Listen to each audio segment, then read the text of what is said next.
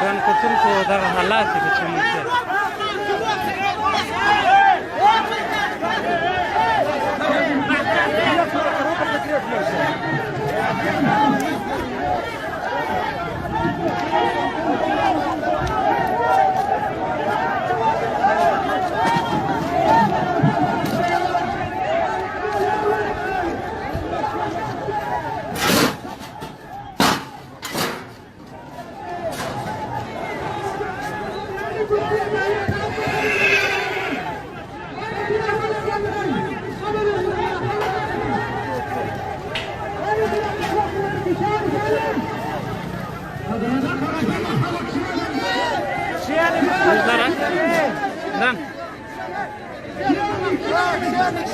ګرانو کتونکو دغه لغړیان راله اوس زه ډېر غوښتله چې موږ ځانونه سوځو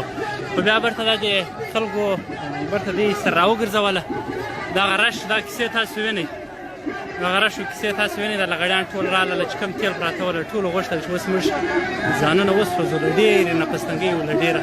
درده څخه لغړیان راله موږ ځانونه سوځو وه